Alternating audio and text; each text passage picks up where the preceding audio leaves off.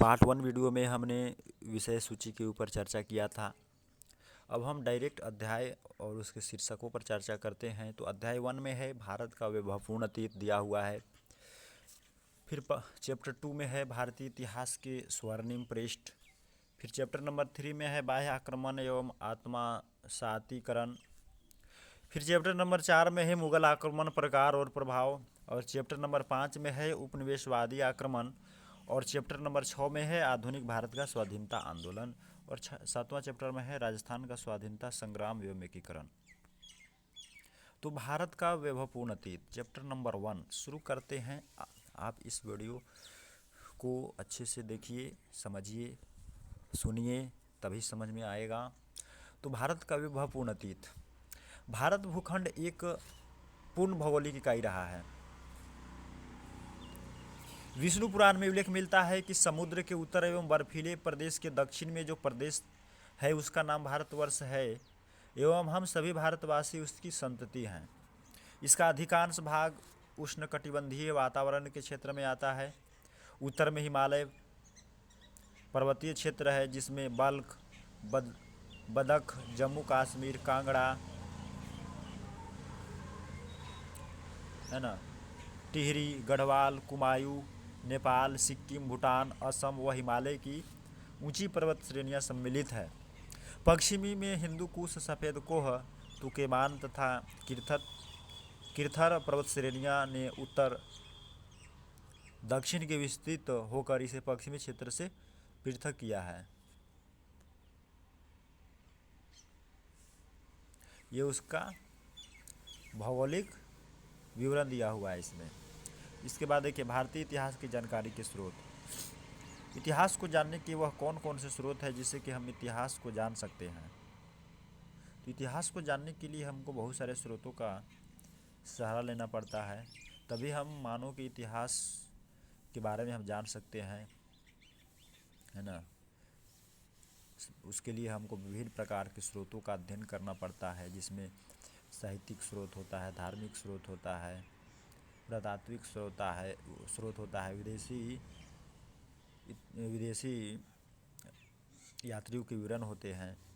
तो भारतीय इतिहास की जानकारी के स्रोत। तो वस्तुतः इतिहास के अंतर्गत मानव का संपूर्ण अतीत समाहित रहता है, चाहे वह किसी भी क्षेत्र से संबंधित हो। विज्ञान, अर्थशास्त्र, समाज, राजनीति तथा धर्म व दर्शन आदि सभी क्षेत्रों में किए गए कार्य, सभी क्षेत्रों में किसी भी क्षेत्र से संबंधित हो। विज्ञान, अर्थशास्त्र, समाज, राजनीति तथा धर्म व दर्शन आदि सभी क्षेत्रों में किए गए क्रियाकलाप इतिहास की श्रेणी में आते हैं।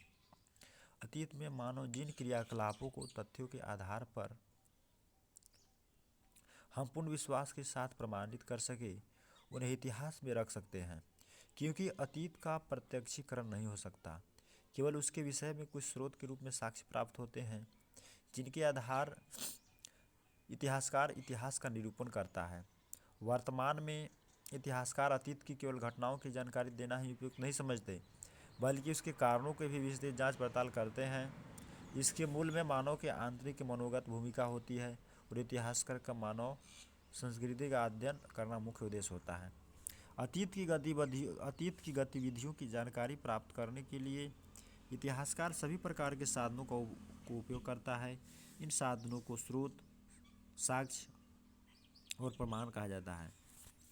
इन्हीं के आधार पर वह विश्वसनीय विवरण तैयार करता है। इसलिए कहा जाता है कि इतिहासकार इतिहास की पुनः रचना करता है। इतिहास की उन्हीं घटनाओं को तथ्य के रूप में स्वीकार किया जा सकता है जो साक्ष्य एवं प्रमाणों से सिद्ध होता है। इसलिए इतिहासकार का मूल मंत्र है नामूल्य लिखते किंचित, अर्थात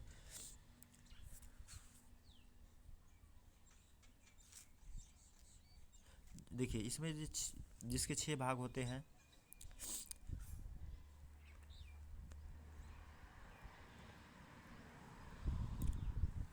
नामूल लिखते किंचित अर्थात बिना मूल या आधार के कुछ नहीं लिखना चाहिए, है ना। इसका मतलब हुआ नामूलम लिखते किंचित अर्थात बिना मूल या आधार के कुछ नहीं लिखना चाहिए। तो भारतीय इतिहास की जानकारी के स्रोत को मुख्य रूप से 2 भागों में विभाजित किया जा सकता है, जिसमें साहित्यिक स्रोत, दूसरा पुरातात्विक स्रोत व तीसरा पुरालेखीय स्रोत। साहित्यिक स्रोत। देखिए क्वेश्चन किस प्रकार से बनते हैं एग्जाम में, तो एग्जाम में इस प्रकार से क्वेश्चन बनते हैं कि साहित्यिक भारतीय इतिहास के निर्माण में साहित्यिक स्रोत को किस प्रकार से सहायक सिद्ध होता है, साहित्यिक स्रोत का विवरण दीजिए। तो साहित्यिक स्रोत के बारे में किस प्रकार से बताया जाना चाहिए, तो प्राचीन भारतीय इतिहास की जानकारी के साहित्यिक स्रोत को 3 भागों में विभाजित किया जा सकता है, जिसमें अब है धार्मिक साहित्य। धार्मिक साहित्य में क्या क्या आते हैं, तो धार्मिक साहित्य में ब्राह्मण साहित्य आता है, बौद्ध साहित्य आता है, जैन साहित्य आता है, ये सब क्या है धार्मिक साहित्य में आता है। वह में है धर्मेतर साहित्य। धर्मेतर साहित्य में ऐतिहासिक ग्रंथ आता है, विशुद्ध साहित्य ग्रंथ, क्षेत्रीय साहित्य, विदेशी विवरण, और स में है वंशावली। इतिहास के स्रोत के रूप में हम वंशावलियों को रख सकते हैं। इसके अलावा अब हम देखते हैं धार्मिक साहित्य, ब्राह्मण साहित्य। धार्मिक साहित्य में ब्राह्मण साहित्य और साहित्यिक स्रोत था इसमें। अब हम धार्मिक साहित्य को देख रहे हैं। तो ब्राह्मण साहित्य में सबसे प्राचीन ग्रंथ वेद है ना। धार्मिक साहित्य में क्या आता है, तो ब्राह्मण साहित्य आता है। और साहित्यिक स्रोत में क्या क्या आता है, तो साहित्यिक स्रोत में प्राचीन भारतीय इतिहास के जो धार्मिक साहित्य है वो हमें उसमें ब्राह्मण साहित्य आता है, बौद्ध साहित्य आता है ना, जैन साहित्य आता है। और साहित्यिक स्रोत में धर्मेतर साहित्य जो होता है उसमें ऐतिहासिक ग्रंथ, विशुद्ध साहित्य ग्रंथ, क्षेत्रीय साहित्य, विदेशी विवरण। इसके अलावा वंशावलियाँ भी आता है जो इतिहास के स्रोत के रूप में हम इसको देखते हैं। इसके बाद है धार्मिक साहित्य में ब्राह्मण साहित्य। तो ब्राह्मण साहित्य में सबसे प्राचीन ग्रंथ वेद है। वेदों के द्वारा हमें संपूर्ण आर्य सभ्यता व संस्कृति की जानकारी मिलती है। वेद ज्ञान के समृद्ध भंडार हैं। वेदों की संख्या कितनी है, तो 4 हैं, ऋग्वेद, सामवेद, यजुर्वेद, अथर्ववेद। सर्वाधिक प्राचीन जो वेद है वो कौन है, ऋग्वेद है, जिसमें 10 मंडल, 1028 सूक्त हैं। प्रत्येक वेदों के 4 भाग हैं, संहिता, ब्राह्मण, अरण्यक एवं उपनिषद। वेदों की संख्या संहिताओं में की गई है। ऋग्वेद जो है छंदों में रचा गया है। यजुर्वेद में यज्ञों से संबंधित विवरण मिलता है। सामवेद में आर्यों द्वारा गाई जाने वाली सामग्री है। अथर्ववेद की रचना अथर्वा ऋषि ने की थी। इसमें विषय भी विविध है। इसमें ब्रह्म ज्ञान, धर्म, समाज, निष्ठा, औषधि प्रयोग, शत्रुओं का दमन, रोग निवारण, तंत्र मंत्र आदि विषय सम्मिलित हैं। इसके उपरांत यज्ञ और कर्मकांड पर आधारित जो साहित्य रचा गया वे ब्राह्मण ग्रंथ कहलाते हैं। अरण्य ग्रंथों में जिनकी रचना ऋषियों द्वारा वनों में की गई दार्शनिक विषयों का विवरण मिलता है, जबकि उपनिषदों में गूढ़ विषयों एवं नैतिक आचरणों के नियमों की जानकारी मिलती है। वैदिक साहित्य को ठीक तरह से समझने हेतु वेदांग साहित्य की रचना की गई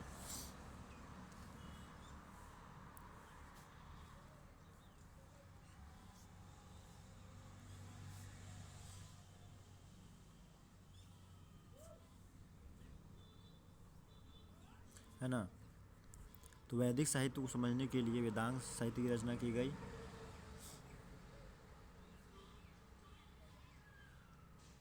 तो जिसके वेदांग साहित्य की रचना की गई, तो वेदांग जिसके कितने भाग हैं, 6 भाग हैं। देखिए शिक्षा, कल्प, व्याकरण, निरुक्त, छंद एवं ज्योतिष। आयुर्वेद, धनुर्वेद, गंधर्ववेद, शिल्पवेद 4 उपवेद हैं। शिक्षा, कल्प, व्याकरण, निरुक्त, छंद एवं ज्योतिष, आयुर्वेद, धनुर्वेद, गंधर्ववेद, शिल्पवेद 4 उपवेद हैं, जिनके चिकित्सा, वास्तुकला, संगीत, सैन्य विज्ञान आदि की जानकारी मिलती है। वेदों के उपरांत विभिन्न ऋषियों द्वारा स्मृति ग्रंथि की रचना की गई है। इनमें स्मृति व यज्ञ व कल्व्य स्मृति प्रमुख है। रामायण व महाभारत महाकाव्य भारतीय इतिहास की जानकारी का अथाह कोश है। इनमें समाज, धर्म और राजनीति की ऐतिहासिक जानकारी मिलते हैं। हमारे पुराण प्राचीन काल के इतिहास ग्रंथ हैं। तो प्राचीन काल के जो इतिहास ग्रंथ है पुराण की संख्या कितनी है, तो पुराण की संख्या 18 है। इनमें मार्कंडेय, ब्राह्मण, वायु, विष्णु, भागवत एवं मत्स्य प्रमुख है। मत्स्य सर्वाधिक प्राचीन है। भारत के सांस्कृतिक इतिहास की सर्वाधिक जानकारी इन्हीं से मिलती है। इनमें 5 प्रमुख विषय हैं, सर्ग, प्रतिसर्ग, मनवंतर, वंश और वंशानुचरित। बौद्ध साहित्य। बौद्ध साहित्य प्राचीन भारतीय इतिहास के निर्माण में बौद्ध साहित्य का प्रमुख भूमिका रही है। बौद्ध साहित्य के सबसे प्राचीन ग्रंथ त्रिपिटक है। ये 3 है, सूत पिटक, विनय पिटक व अभिधम पिटक। इसलिए इनको त्रिपिटक कहा जाता है, त्रिपिटक है ना। जो 3 बौद्ध साहित्य हैं, बौद्ध जो प्राचीन ग्रंथ है, इसमें जो 3 पिटक है, सूत पिटक, विनय पिटक व अभिधम पिटक, तो इसी को हम लोग त्रिपिटक कहते हैं। इनमें बौद्ध धर्म के नियम आचरण संग्रहित है। बौद्ध ग्रंथों में दूसरा महत्वपूर्ण योगदान जातक ग्रंथों का है। इनमें गौतम बुद्ध के पूर्व जन्म की कथाओं की तत्कालीन सामाजिक, धार्मिक व आर्थिक पक्षों की जानकारी मिलती है। इनकी संख्या 549 है। पाली भाषा के अन्य बौद्ध ग्रंथों में मिलिंद पन्हो, दीपवंश व महावंश है।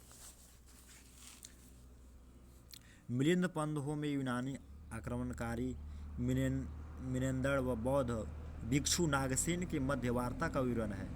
दीपवंश व महावंश में सिंहल द्वीप के इतिहास का वर्णन है। पाली भाषा के अलावा संस्कृत भाषा में बौद्ध ग्रंथ लिखे गए हैं। महावस्तु ग्रंथ गौतम बुद्ध के जीवन चरित्र पर आधारित ग्रंथ है, जबकि ललित विस्तार में लेखक ने गौतम बुद्ध को दैवीय शक्ति के रूप में निरूपित किया है और इनके अद्भुत कार्यों से संबंधित जीवन वृत्त अंकित किया है। मंजूश्री, मूलकल्प, अश्वघोष का बुद्ध चरित्र एवं सौंदरानंद काव्य से भी ऐतिहासिक जानकारी मिलती है। इनमें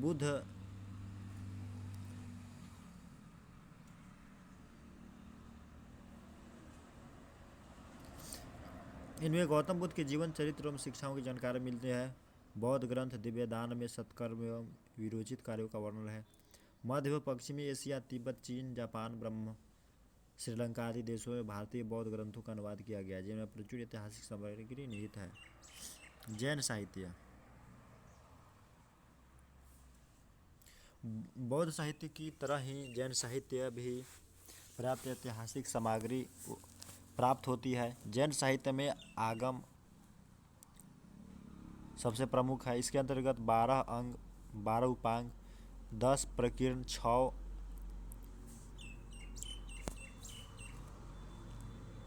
छंद सूत्र है ना। पहला में है नंदी सूत्र, दूसरा में अनुयोगदार व 4 में मूल सूत्र शामिल है। इसकी रचना 4वीं शताब्दी ईसा पूर्व से 6वीं शताब्दी के लंबे विभिन्न धार्मिक संगीतियों व व्यक्तियों के माध्यम से हुई है। जैन साहित्य प्राकृत भाषा में लिखा गया है। अन्य जैन ग्रंथों में कथाकोश, परिशिष्ट पर्वन, भद्रबाहु चरित्र, कल्पसूत्र, भगवती सूत्र आदि प्रमुख है, जिनसे ऐतिहासिक विवरण प्राप्त होता है।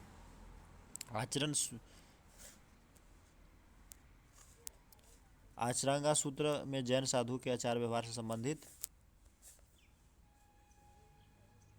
नियमों का संकलन है। परिशिष्ट वर्मन में तत्कालीन राजाओं और जैन मुनियों के संबंधों के बारे में जानकारी मिलते हैं। भद्रबाहु चरित्र में जैन मुनि भद्रबाहु के साथ ही चंद्रगुप्त मौर्य के जीवन के अंतिम समय की घटनाओं का विवरण मिलता है। तो हम देखते हैं धर्मेतर साहित्य। इस श्रेणी में प्राचीन भारत के धर्म के अतिरिक्त तो अन्य विषय भी लिखा गया साहित्य आता है। इसमें ऐतिहासिक, अर्ध ऐतिहासिक, विशुद्ध साहित्यिक ग्रंथ, नाटक, कथा, कोश, काव्य आदि ग्रंथ सम्मिलित है। ऐतिहासिक ग्रंथ में क्या आता है, तो कलहन की राजतरंगिणी विशुद्ध रूप से ऐतिहासिक ग्रंथ है, जिनकी रचना 1150 ईस्वी में की गई थी। इसमें प्राचीन समय से 12वीं शताब्दी तक का कश्मीर का इतिहास है। अन्य प्रमुख ग्रंथ ऐतिहासिक आचार्य विष्णुगुप्त, चाणक्य व कौटिल्य का अर्थशास्त्र है। कौटिल्य के अर्थशास्त्र में तत्कालीन राज्य प्रबंध, अर्थव्यवस्था, सामाजिक व धार्मिक जीवन की विस्तृत जानकारी मिलती है। कौटिल्य के इतिहास के अंतर्गत पुराण, इतिवृत्त, आख्यान, उदाहरण, धर्मशास्त्र एवं अर्थशास्त्र में को भी सम्मिलित किया गया है। आचार्य विष्णुगुप्त, चाणक्य, देखिए यही है आचार्य विष्णुगुप्त है ना। यही आचार्य चंद्र विष्णुगुप्त है, चाणक्य है, जो चंद्रगुप्त मौर्य के गुरु थे। आप प्राचीन इतिहास पढ़े होंगे, है ना, जिन्होंने चंद्रगुप्त मौर्य को एक मगध का राजा बनाने के लिए और जो नंद वंश था उसका विनाश करने के लिए, जो नंद वंश का शासक जो घनानंद था, बहुत ही क्रूर राजा था ना, जनता पर बहुत सारा कर लाद दिया था, बहुत अत्याचार करता था, भ्रष्टाचार में लिप्त था, आक्रमणकारियों के आक्रमण को नहीं झेल पाता था। उसको विनाश करने के लिए यही पंडित चाणक्य ने चंद्रगुप्त मौर्य को मौर्य वंश का शासक बनाया था। और मौर्य वंश ने पूरे भारत के अलावे अन्य कई देशों में भी राज किया था और एक अपनी सत्ता कायम की थी। दूसरा है विशुद्ध साहित्य ग्रंथ।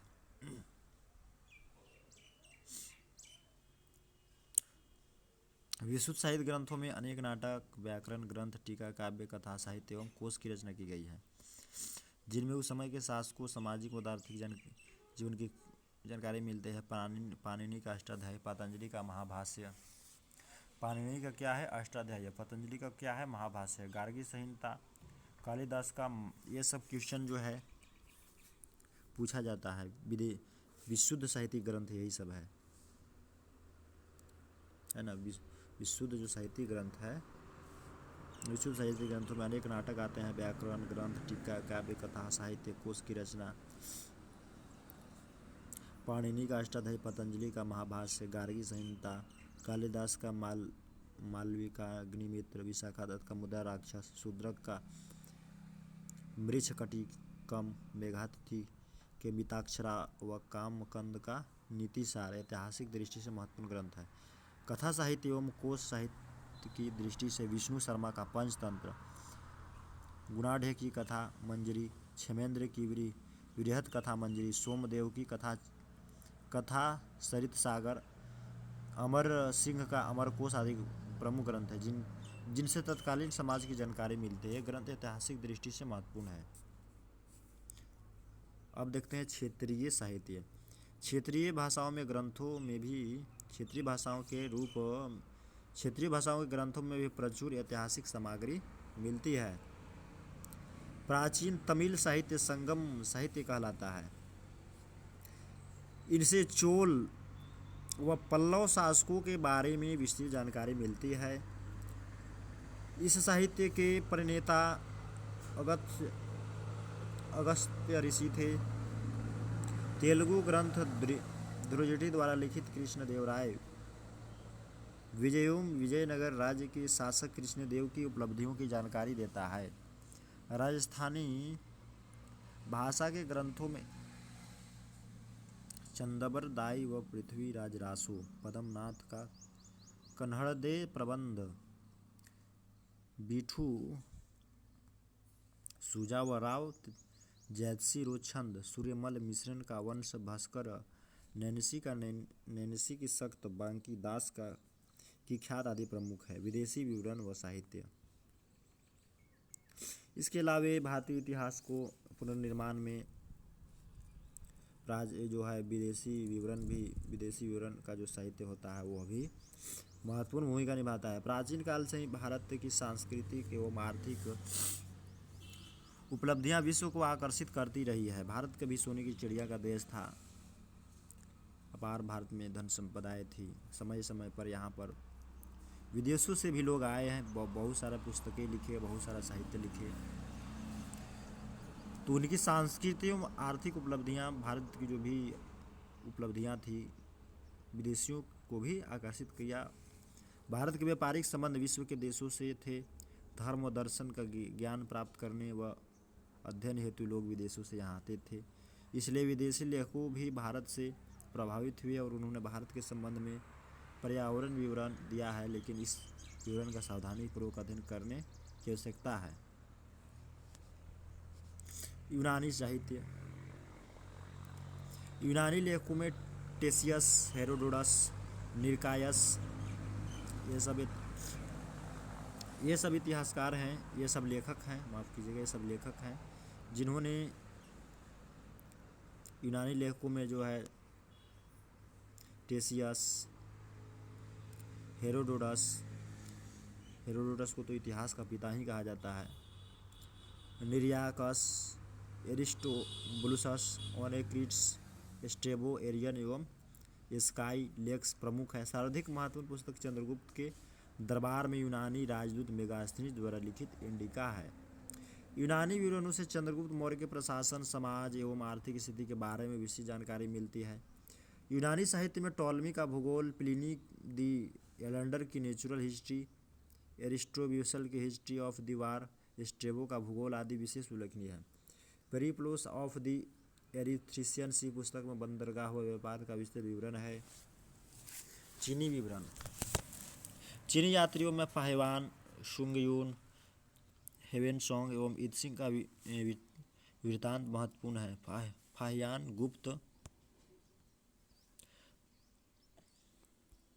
फाहियान गुप्त सम्राट चंद्रगुप्त द्वितीय के समय 339 से 414 ईस्वी भारत आया था। हेवेनसोंग को यात्रियों का राजकुमार कहा जाता है। उसने नालंदा विश्वविद्यालय में शिक्षा ग्रहण की। नालंदा जो कभी बिहार का एक बहुत प्रसिद्ध विश्वविद्यालय हुआ करता था। वह हर्षवर्धन के राज्यकाल में 629 ईस्वी से 644 ईस्वी में भारत आया था और उसने अपनी पुस्तक शिवकी में भारत के समकालीन इतिहास का वर्णन किया है।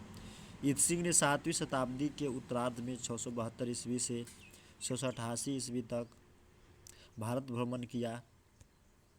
इसे नालंदा विक्रमशिला विश्वविद्यालय के साथ ही भारतीय संस्कृति और समाज की भी जानकारी मिलती है। तिब्बती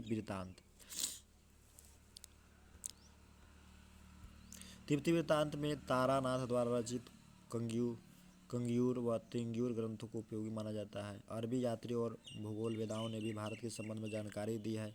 मसूदी ने अपनी पुस्तक मिडास ऑफ गोल्ड में भारत का विवरण दिया है और लिखा है कि भारत का राज्य स्थल और समुद्र दोनों पर थी। भारत का राज्य स्थल और समुद्र दोनों पर था। सिंध के इतिहास चचनामा में तथा सुलेमान नबी की पुस्तक सिलसिलात उल तवारीख में पाल प्रतिहार शासकों के बारे में लिखा है। अरबी लेखकों में अल बरूनी तारीख हिंद सबसे महत्वपूर्ण है, जिसने संस्कृत भाषा सीखी व मूल स्रोतों का अध्ययन करके अपनी पुस्तक तारीख उल हिंद में भारतीय समाज व संस्कृति के बारे में लिखा है। इतिहास के स्रोत के रूप में वंशावलियाँ। भारतीय इतिहास में वंश लेखन परंपरा का स्थान महत्वपूर्ण रहा है।